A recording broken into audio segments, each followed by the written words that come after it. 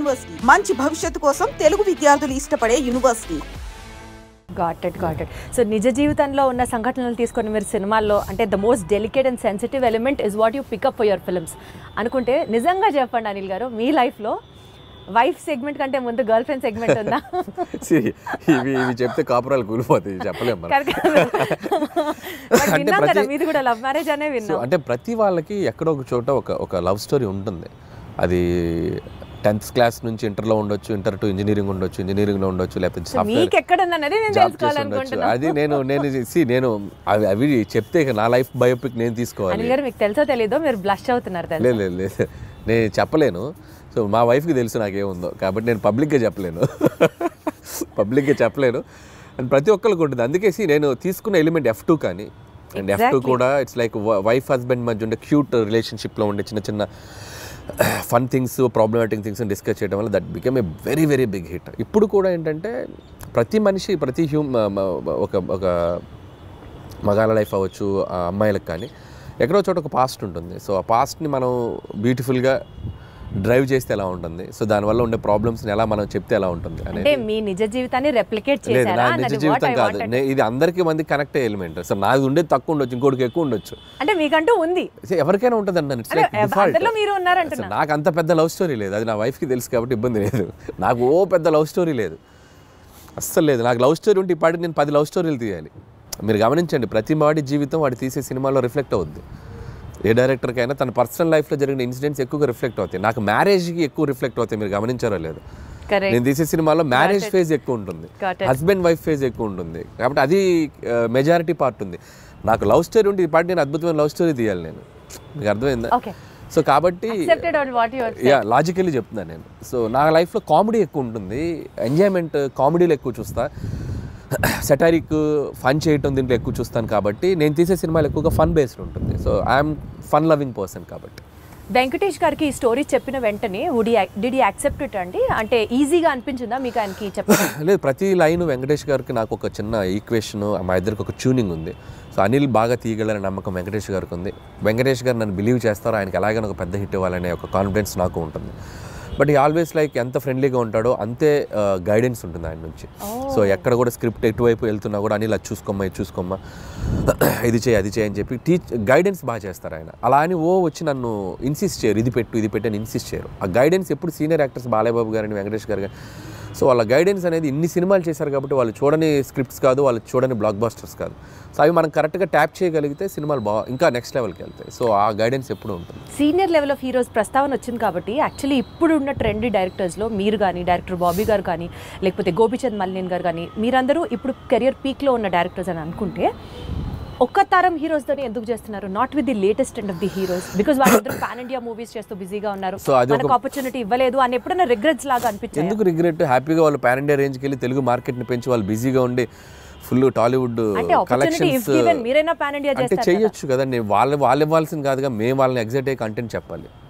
Vice versa, stars వచ్చి మాకు ఇచ్చేది ఏంటి ఆపర్చునిటీ? మేము వెళ్ళి వాళ్ళని ఎగ్జైట్ చేయాలి. అది అల్లపోని జరగాలంటే మేము వెళ్ళి ఎఫర్ట్స్ పెట్టి ఒక కథ ఇప్పుడు స్కేల్ పెరిగింది, స్పాన్ పెరిగింది. సో అంత స్పాన్ స్కేల్ మేము వెళ్ళి కథలు రాయాలి. నేను ఆ కథ రాసి వెళ్తే అద్భుతం. ఇప్పుడు ఎన్టీఆర్ గారు నాకు బాగా తెలుసు. టు బీ హానెస్ట్, తారక్ గారితో నేను ఒక 2-3 సినిమాలు చేయాలని దగ్గర దాకా వెళ్ళి మెటీరియలైజ్ అవ్వలేదు. సో నేనంటే ఇష్టం ఆయనకు బాగా. వాళ్ళని ఎగ్జైట్ చేయాలి మేము వెళ్ళి. సో ఆ ఎగ్జైట్ చేసే కథలు దొరికినప్పుడు ఆబ్వియస్గా చేస్తారు. మహేష్ గారితో చేశాను నేను. సర్లే, నీకు బిగ్గెస్ట్ హిట్ కదా మహేష్ గారితో. బట్ ఇప్పుడు మళ్ళీ అలాంటి కథలు చేయలేము మహేష్ గారితో. వాళ్ళు ఏంటంటే ఇప్పుడు వాళ్ళు నెక్స్ట్ లెవెల్కి వెళ్ళిపోతున్నారు. సో మార్కెట్ పెరిగినప్పుడు, సో మల్టీ లాంగ్వేజ్, అన్ని లాంగ్వేజ్లకి సరిపడా నేషన్ వైడ్ తీయాలంటే దానికి తగ్గ కంటెంట్, దానికి తగ్గ స్కేల్, దానికి తగ్గ వరల్డ్ క్రియేట్ చేయాలి. సో అనుకుంటే చేయొచ్చు. But as of now we are comfortable this అని నేను అనుకుంటున్నాను. నేను ఈ ఫేజ్లో నాకు ఇది చాలా బాగుంది. ఖచ్చితంగా ఒక 3-4 ఏళ్ళ తర్వాత, 2-3 ఏళ్ళ తర్వాత ఖచ్చితంగా ఎప్పుడొకప్పుడు ప్లాన్ ఉంది, చేయాలిగా. అందరు హీరోలతో చేయాలిగా, ఖచ్చితంగా చేయాలి. చేస్తాం, డెఫినెట్గా చేస్తాం. మనకు అద్భుతమైన హీరోలు ఉన్నారు మార్కెట్లో. మీకున్న కామెడీ సెన్స్ ఆఫ్ టైమింగ్కి, చిరంజీవి గారికి ఉన్న కామెడీ సెన్స్ ఆఫ్ టైమింగ్కి మీరిద్దరూ కలిసి ఒక ప్రాజెక్ట్ చేస్తే it would be in still more next level అని అనిపిస్తున్న నేపథ్యంలో అసలు దాని గురించి ఎప్పుడైనా ట్రై చేశారా, ఆలోచన చేశారా? ఒక 2-3 సార్లు అనుకున్నాము. సో బిఫోర్ సంక్రాంతికి వస్తున్నాం కూడా మెటీరియలైజ్ అయ్యేదాకా వెళ్ళి మెటీరియలైజ్ అవ్వలేదు డ్యూ టు కొన్ని ప్రాక్టికల్ ప్రాబ్లమ్స్ వల్ల. హోప్ సో కమింగ్ సూన్ అలాంటి ఒక ఎగ్జైట్మెంట్ థింగ్ జరిగే అవకాశం ఉంది. సో సో అది too early to tell. So Chiranjeevi గారితో చేయాలని నాకు ఉంది. But still it is on the track అని అయితే అర్థమవుతుంది. ట్రాక్లో ఉంది, బట్ కన్ఫర్మేషన్ మనం ఇప్పుడే చెప్పలేము. ఎందుకంటే ఇన్ ద సెన్స్ అన్ని సెట్ చేసుకుని నాకు చెప్తే బాగుంటుంది. సో ముందే చెప్పడం వల్ల ఏంటంటే నేను కథ లేకుండా, కథ పూర్తిగా హీరోకి గారికి చెప్పకుండా, ఏ ఎగ్జైట్మెంట్ లేకుండా ఇది ఉంది అని నేను చెప్పలేను. ఇద్దరం ఎగ్జైట్మెంట్లో అనౌన్స్ చేసామనుకోండి, కిక్ వేరు. సో అందుకని అది అంతా మెటీరియలైజ్ అయ్యాక చెప్తే బాగుంటుంది. Still we are in it's very beginning స్టేజ్లో ఉంది. సో మీరు అన్నట్టు చిరంజీవి గారితో నేను అనేది చేయాలి అనుకున్న ఇది మాత్రం ఖచ్చితంగా డెఫినెట్గా మా ఇద్దరికి ఒక ఎంటర్టైన్మెంట్, ఆయనకి ఏం చేస్తే బాగుంటుందనే ఐడియా నాకుంది. అలాగే చిరంజీవి గారితో ఏం చేయాలి అనేది కూడా ఒక క్లియర్ పిక్చర్ ఉంది. సో డెఫినెట్గా it will be like wonderful. మీకంటూ ఫోకస్ ఆ విజన్ ఉంది కాబట్టి డెఫినెట్లీ అది ఎగ్జిక్యూట్ అవుతుంది వెరీ సూన్. ఈ సినిమా ప్రమోషన్స్ గురించి మాట్లాడితే అంతా యూనిక్గా, చాలా డిఫరెంట్గా ప్లాన్ చేయడం వాజ్ యువర్ చాయిస్ అండి, your idea, in fact your creative part. Especially Venkatesh గారు నేను పాట పాడతాను అన్నది ఎవ్రీ ఫిలిం అంటే నేను ఇప్పుడు కాదు, ఎవ్రీ ఫిలిం ఆల్మోస్ట్ F3 ముందు నుంచి కూడా, సరిలేరు టైం నుంచి అని చెప్పలేను కానీ F3 దగ్గర నుంచి కూడా భగవంత్ కేసరికి కూడా కొన్ని రీల్స్ చేశాను అమ్మాయిలతోటి, శ్రీలీల కాజల్తో కూడా చేశాను. బట్ ఈ సినిమాకి ఎక్స్ట్రీమ్ చేసాం. అంటే ఈ సినిమా క్రియేటివ్ పార్ట్ అంతా మీదేనా ఐడియా? లేదు, టీం ఉంది. I have a team. So digital team ఉన్నారు, వంశీశేఖర్ అండ్ మనోజ్ టీం ఉన్నారు. బట్ నేను ఎక్కువ పార్టిసిపేట్ చేస్తాను. వాళ్ళు చేసిన దాంట్లో అవి ఇన్స్టెంట్గా నేను క్రియేట్ చేసుకున్నాను. వెంకీ గారు నేను అనుకున్న చేసినవి కొన్ని ఐడియాస్. వాళ్ళు ఏంటంటే నేను ఐడియాస్ చెప్పాక వాళ్ళు డెవలప్ చేస్తారు, వాళ్ళ దగ్గర ఏదంటే నేను ఇంకా బాగా డెవలప్ చేస్తాను. It's like mutual. But most of the time ఏంటంటే నేను ఎక్కువ ఇన్వాల్వ్ అయ్యి వాళ్ళని ఎంకరేజ్ చేస్తూ ఉంటాను.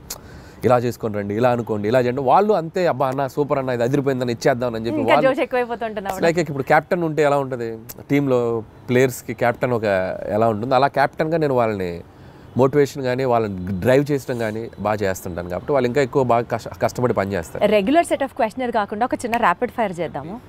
ఫాస్ట్గా టక్కన ఆన్సర్ రావాలి మీరు. Okay, because that it self is rapid fire. హీరోగా చేస్తారా, విలన్గా చేస్తారా? మీకు ఆపర్చునిటీ ఉంటే. విలన్గా చేస్తారు. విలన్గా చేస్తారు. Who is your favourite villain? నా ఫేవరెట్ విలన్ రఘువరన్. ఆ వాయిస్ ని మిమిక్ చేయగలరా మీరు? చేయగలరా ఒక్కసారి. శివ శివ శివ శివ వాడేమన్నా దేవుడా, 2 లారీల జనాన్ని తీసుకెళ్ళి చంపేయండి. వేరే లెవెల్ అని గారు మీరు.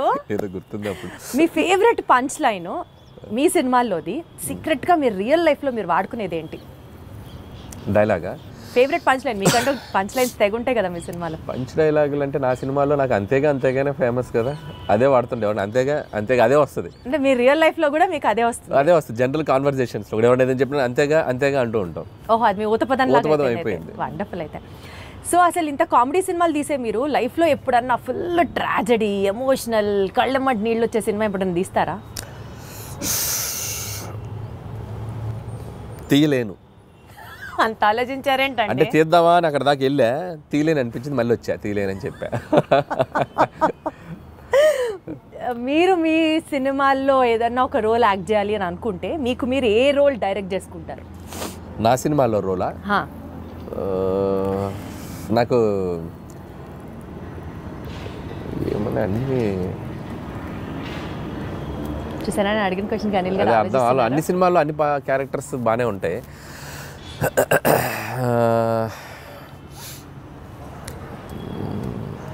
అంత ఆలోచించద్దు అనిల్ గారు. చూస్తాను ఏదైనా మంచిది, ఏదో నా గురించి చెప్పుకోవాలి కదా, నన్ను పెట్టారు మీరు, ఏదైనా చెప్తే చెప్పచ్చు, నేను చేయాలని చెప్పారు కదా. అంటే ఒక్కసారి నాకే సభాష్ అనిపిస్తుంది, ఇంత ఆలోచించేలాగా క్వశ్చన్ అడిగానా అని. నాకు F2లో ఏదైనా ఉన్నాయా?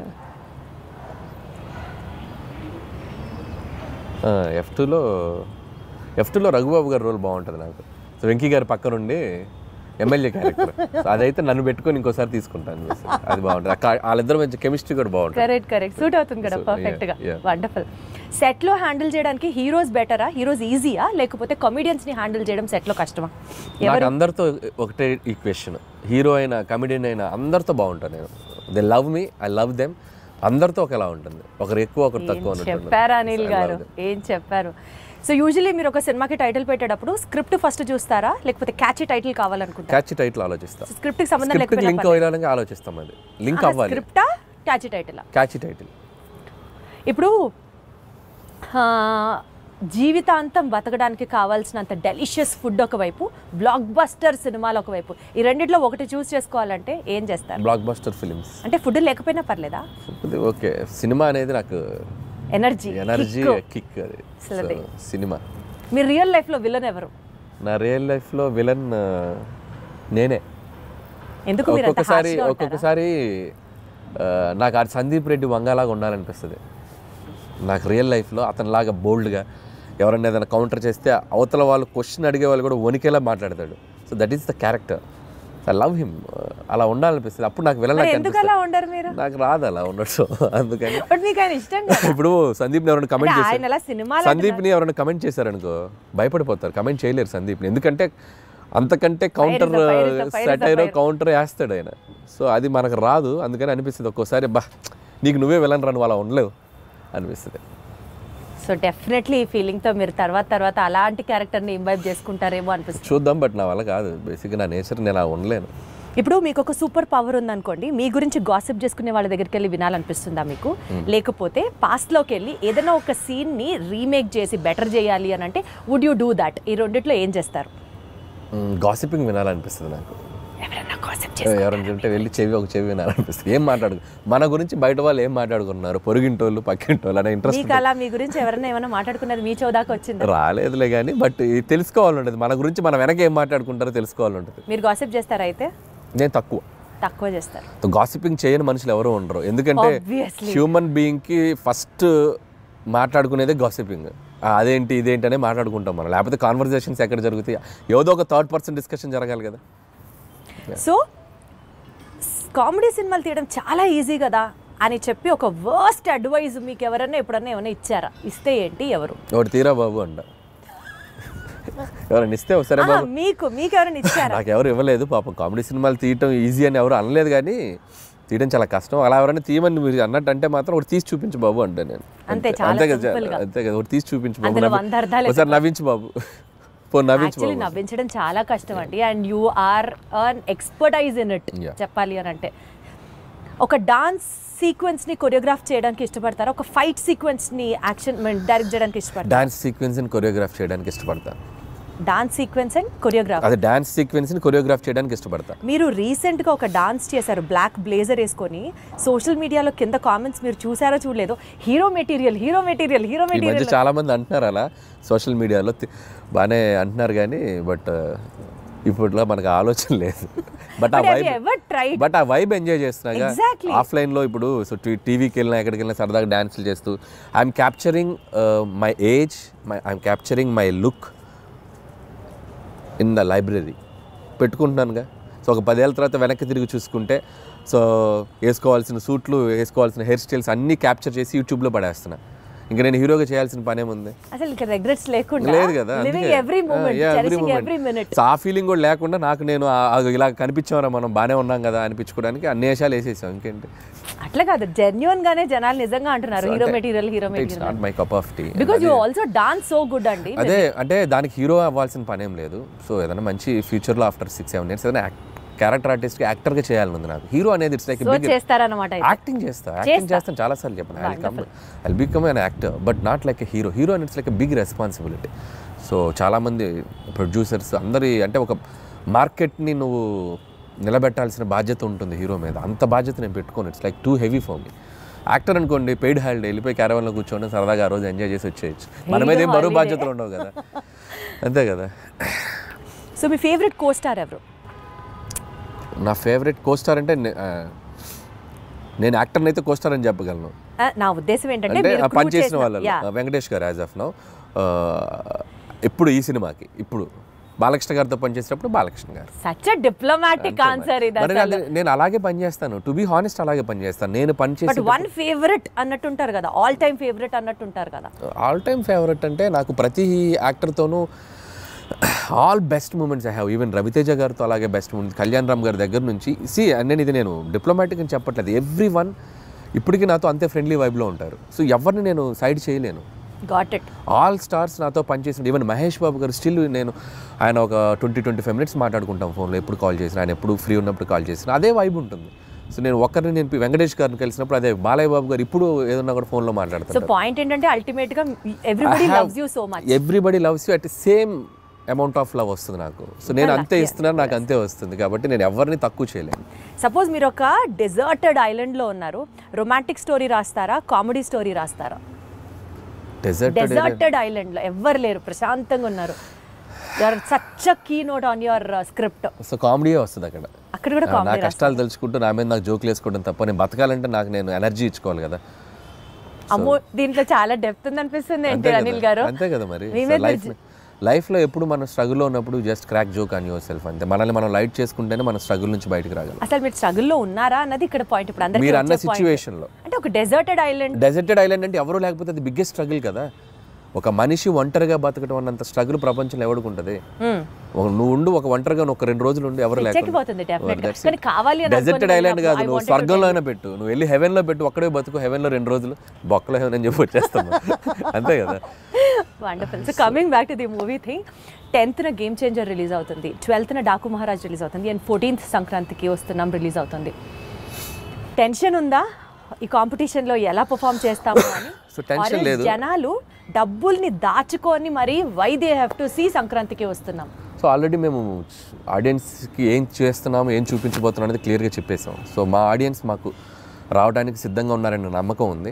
సో అలాగే మిగతా సినిమాలకు కూడా దేర్ సెట్ ఆఫ్ ఆడియన్స్ వాళ్ళకున్న. రామ్ చరణ్ గారు గ్లోబల్ స్టార్, ఆయనకున్న ఇమేజ్, ఆయనకున్న స్టార్డమ్, ఫ్యాన్ ఫాలోయింగ్, ఈ హ్యావ్ హిస్ ఓన్ స్ట్రెంగ్త్.